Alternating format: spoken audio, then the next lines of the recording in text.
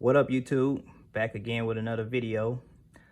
Today's video is basically I'm going to be answering a question on which firearm would I choose if I had to choose one.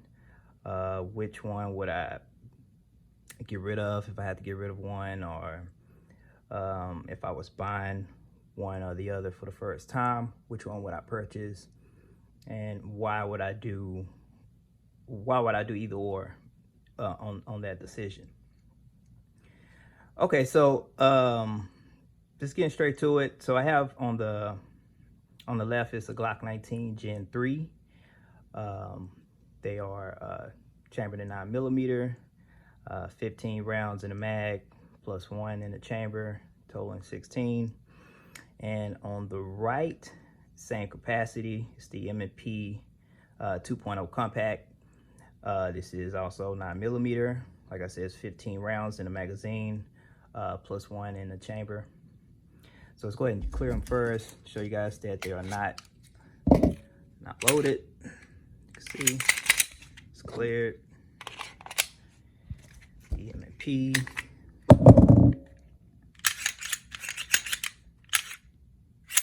It's cleared. All right.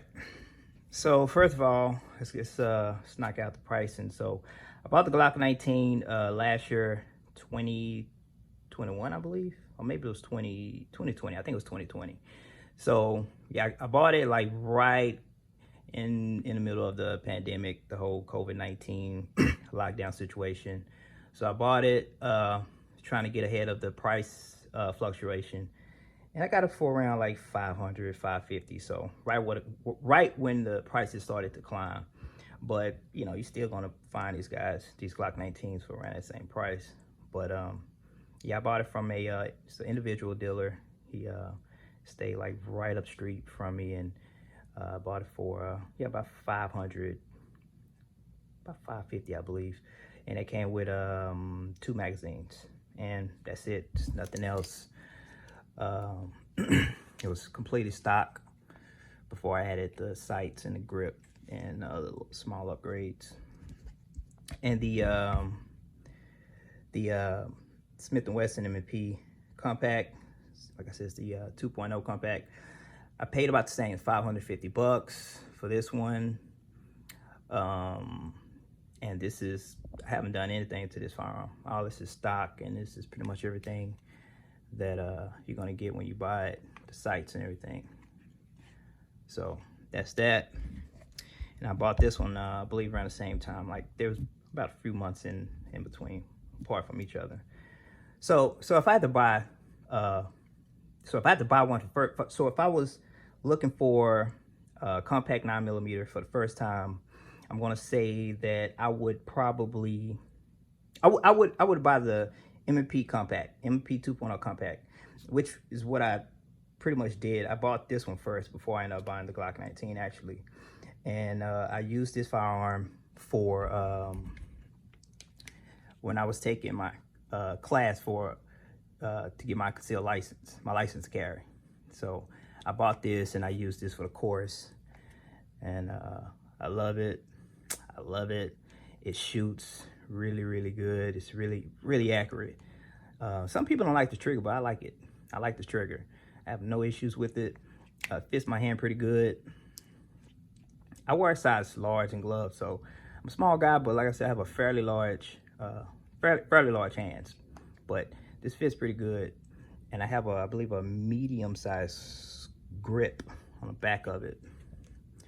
So if I had to buy a firearm for the first time and I look for a 9mm compact, I would most likely go with the M&P 2.0, because for one, you don't have to make any upgrades. The grip is set. It's not too aggressive. It's right where it needs to be. I mean, you got the serrated slides. The aesthetics of it looks good. I mean, aesthetically, I think this looked way better than the Glock 19. And I'm not trying to be biased or anything, but I mean, come on. If you say it doesn't, I don't know.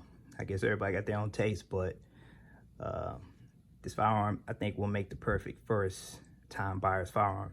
And then you got the chamber window, so you know whenever it's loaded. You got the 3-dot sights, which I don't have any issues with.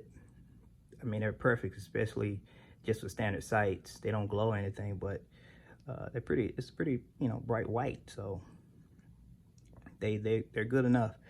You know, the Picatinny rail for lights and lasers. And overall, I think this is a perfect firearm. Plus, you can add the 17-round magazine to it, which I have also. And it's primarily what I use for it. Sometimes when I use it as a nightstand firearm, I keep this loaded with the 17-round capacity, which is right here. I add that, but I'm not gonna add all that stuff. I'm gonna try to keep it stock. So I would choose that over the Glock 19 as the first time purchase. Why I say that is because one, you're gonna pay the same price pretty much you would pay for this for the Glock 19, and it's not gonna come like this. You're gonna get the shitty sights for it, the what you call it, like the field goal post, the drop in the bucket sights. I mean, they're terrible. I mean, some people, I guess they like them. I don't know. They want to like them, I guess, but most hate them. And the first thing you're gonna probably do is get rid of the sights, just like I did. I think I believe these are Triticon sights, the glow in the dark sights, which I love them. I added the grip, the slide, the takedown lever for the slide. You know, they don't stick out much when it comes stock, so it's a struggle to break it down. Even well, I don't think I upgraded the slide lock, but I upgraded the mag release so it sticks out a little bit. The upgrades alone, on top of what I paid, which is $550, I think I added another $150. So if you're just doing the basic upgrades after purchasing this Glock 19, you're looking at about $700, because the sights were about close to maybe about $100 at the time, at least. And the grip was about $25. The mag release about $20. The slide release was about $15-20, and that's it. And I spent, man, maybe about between $100-150. So got to keep that in mind when you get a Glock 19. Now, I love the Glock for what it is, and I understand why people like it. When you pick it up, it feels like a fighter gun. It feels like one of those firearms that, you know, you can definitely take with you and feel, you know, pretty confident with it. Like, you're going to be able to shoot it pretty well, even as a new shooter. I don't know what it is, but it has that effect when you pick it up, that it's an aggressive feeling firearm, that it just feels like a straight up fighter gun. And for some reason, it's like they look good when they get beat up a little bit.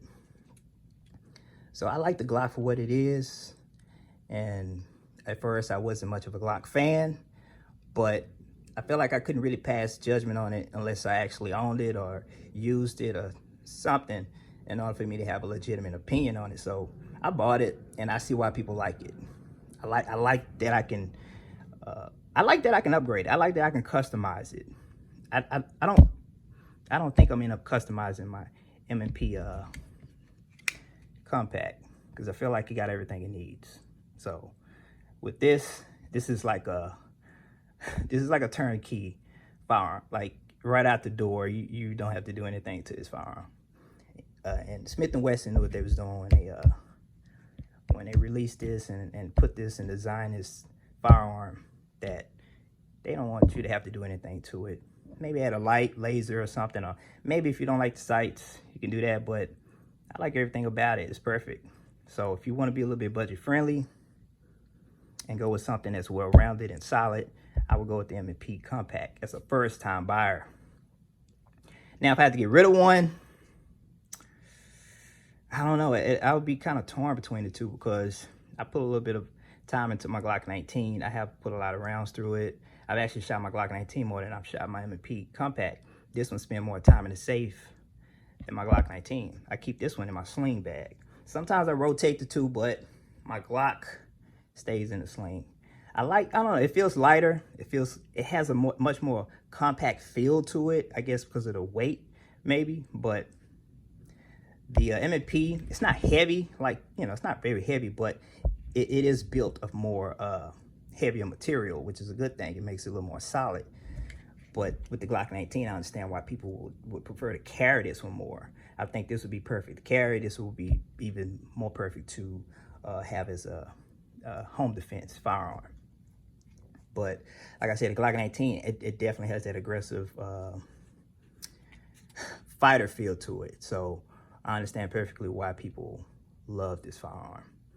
So if I had to get rid of one or the other, I might get rid of this one, because I put a lot of money into this Glock 19 on top of what I paid for it. I mean, $150 may not sound like a lot to some of you guys, but that's a lot for me, because I try to keep things simple and I don't want to overdo things. But I feel like, this is customized for me. I can always buy this over and over again and it's going to look exactly the same. But I had to spend time finding good deals on the upgrades on eBay and other websites. So I think I would keep my Glock 19 just for that purpose alone. And I think this is also used more for myself. I use it more. So whenever I'm reaching for one of the two, I reach for the Glock. I don't know why. Like I said, I guess because it feels more like a fighter gun than the M&P. The M&P is definitely a fighter gun. Don't let me, get you confused with that. But it just, I don't know what it is. It's just, I grab the Glock and it's the first thing I throw in my sling bag. So maybe because of the customizations, and I just feel like it needs to be used more because of that, I guess. But, since I've done the upgrades, it does shoot accurate, a lot more accurate. I can shoot it better. Just put it like that. I can shoot it better. I can line the sights up a lot faster. And these are glow-in-the-dark sights. So, and my son loved this firearm too. And what I don't like is that it doesn't have a chamber indicator. But the only way I know that it's loaded, I can look straight through that little crack there and I can see a little bit of that silver or that gold. That's when I know that there's a round in the chamber. But I do plan on doing some other upgrades to my Glock 19. I think I want to have it painted in the FDE color. I want to see how that will look on it. But I'm going to have it professionally done. I'm not going to do it myself. But so that's that for the Glock 19. And, those are the actions I would take as far as those situations. But like I said, the M&P will be perfect for anyone looking for a firearm for the first time. This is definitely what you want to try to look at first. At least go in there, pick it up, feel it. It does come with extra straps.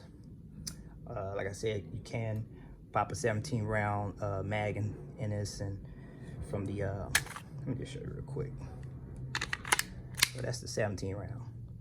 So it's already gonna have that sleeve for it. But yeah. So that's my thoughts between the two. I like both of them. To be honest, I'm probably not going to end up selling either or. But if anyone, out there had those kind of questions for themselves and just want to hear other people's opinions or thoughts on those situations, there you go. Those are my thoughts on it. But like I said, aesthetically, I think this is a much better looking firearm. And it might be why I like to keep it in the safe. I don't know, maybe I'm being more protective over it. It's like a jewel. This thing looks like a jewel. It's cut, it was beautifully cut. I mean, on the slides. I mean, if you look at the contours and the shape of it, and everything was executed, with purpose on this firearm. You could tell that everything they did to this firearm, it was all purposefully done. And now on the business side of things, Glock, I understand why they don't add any big upgrades to their firearms, because if they I mean, if they're going to still sell for $500, $550 and they're flying off the shelves, just coming stock the way they are, why add the upgrades? They're going to sell regardless. So as far as the business side of things, I can kind of respect why they sell these Glocks the way they sell them, you know, for people to buy them and start upgrading them. Some people may want to do that. You know, some people want to personalize their own firearm, but to be honest, I feel like they should sell the Glock 19 a lot cheaper, because you know, it can allow people to make those upgrades in a much cost-efficient way instead of paying a premium price for such a standard firearm. So, I mean, that's my thought on that. But like I said, I respect the business side of it, because if they're still going to sell at the same price of this firearm, even though this has all the jewelry and all the, you know, fancy cuts and stuff on it, and this is still going to sell for the same price, you know, I do it too. You know, I do it too. So yeah, that's it. That's it for me. Hope that helps anyone out there. Appreciate you guys for watching. If you like this channel, please be sure to subscribe. I'm also thinking about doing some different things for my channel, maybe doing some vlogs and kind of mixing it up a little bit, kind of incorporate some family activities and stuff like that. So if y'all want to see that, let me know. But other than that, appreciate you guys for watching, and stay tuned for the next video. All right, peace.